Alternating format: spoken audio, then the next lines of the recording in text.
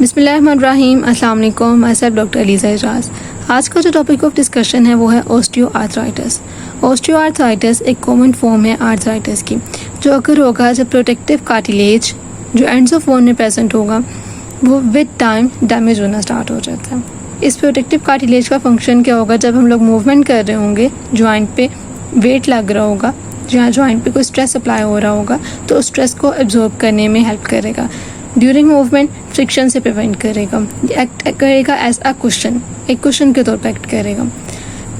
Osteoarthritis में क्या होता है, हमारे पास ये आर्टिकुलर कार्टिलेज जो है ये डैमेज होना स्टार्ट हो जाता है विद टाइम। कार्टिलेज का लूज होगा जिसकी वजह से हमारे पास जो जॉइंट स्पेस है वो नैरो होगी और हम लोग मूवमेंट करेंगे तो ड्यू टू फ्रिक्शन पेन आएगी जॉइंट पे और क्रैकिंग साउंड प्रोड्यूस होगा, क्योंकि इसमें हमारे पास आर्टिकुलर कार्टिलेज जो है डिग्रेड होता है ना, डैमेज होता है, इसलिए हम इसको डिजनरेटिव या wear and tear type disorder भी कहते हैं।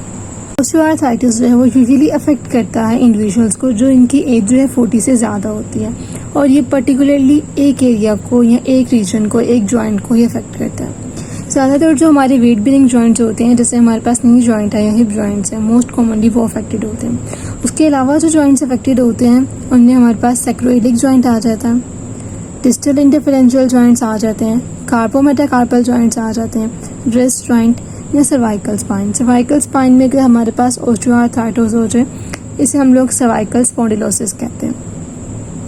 नेक्स्ट हमारे पास आ जाते हैं कॉजेज। ऑस्टियोआर्थराइटिस की किस वजह से हो सकती है? मेन कॉज तो हम लोगों ने पढ़ लिया ना कि जो आर्टिकुलर कार्टिलेज है उसकी डिग्रेडेशन की वजह से हो जाती है, ठीक है, ड्यू टू जो विद एज हमारे पास होते हैं। फर्स्ट हमारे पास कॉज है age. Risk of osteoarthritis age के साथ जो है बढ़ जाता है, क्योंकि जैसे जैसे इंडिविजुअल की एज बढ़ती जाती है ना, उसी तरह बॉडी में डिफरेंट चेंजेस आती हैं, जैसे मसल वीक हो जाते हैं, वेट गेन हो जाता है, तो ये हमारे पास कॉजेटिव फैक्टर्स हैं जिसकी वजह से हमें ऑस्टियोआर्थराइटिस हो सकता है। नेक्स्ट है जेंडर। जो फीमेल्स होती हैं वो ज़्यादा प्रोन होती हैं, मतलब उनमें ज़्यादा चांसेस होते हैं ऑस्टियोआर्थराइटिस डेवलप होने के। नेक्स्ट कॉज है ओबेसिटी।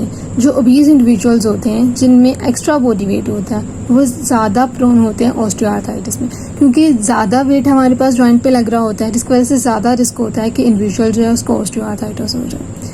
जब वेट लगेगा तो जाहिर सी बात है उसके जो जॉइंट है वो समटाइम्स विथस्टैंड कर लेता है, बियर कर लेता है उस वेट को, और समटाइम्स जब प्रोलॉन्ग्ड या एक्सेसिव वेट लगता जाएगा ना जॉइंट पे, तो उसकी वजह से जो जॉइंट की सिमेट्री है वो भी डैमेज होना स्टार्ट हो जाएगी, जो कार्टिलेज है वो भी डैमेज होना स्टार्ट हो जाएगा विद टाइम। उसकी वजह से हमारे पास ऑस्टियोआर्थराइटिस डेवलप हो सकता है। नेक्स्ट कॉज है जॉइंट इंजरी।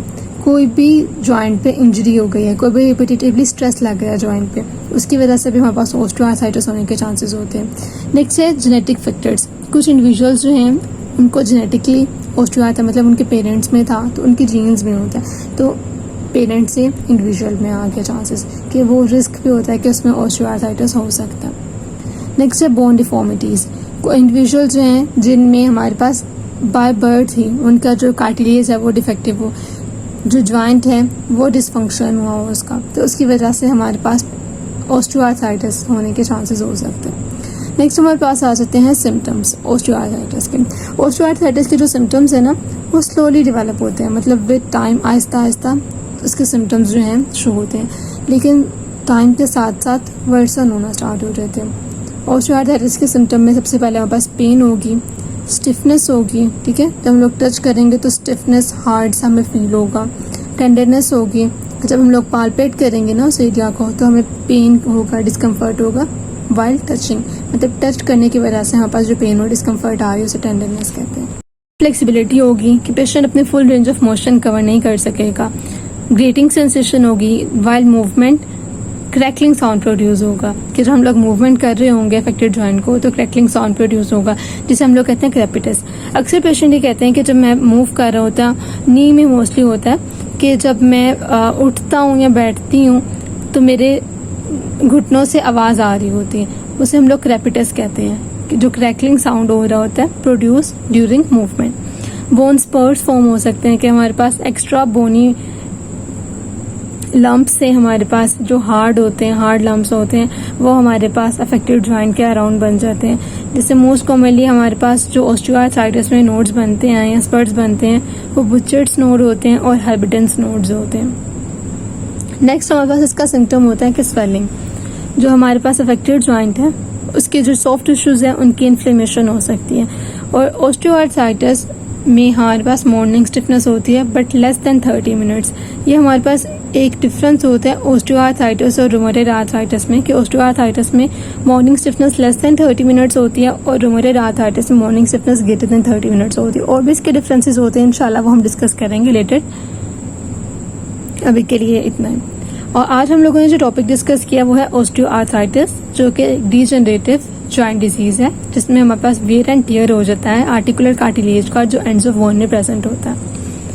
इसके अलावा हम लोगों ने इसके कॉजेज देखे और इसके सिम्टम्स देखे हैं, जिसमें हमारे पास पेन होगी, स्वेलिंग होगी, क्रैकलिंग साउंड्स प्रोड्यूस होंगे, morning stiffness less than 30 minutes होगी।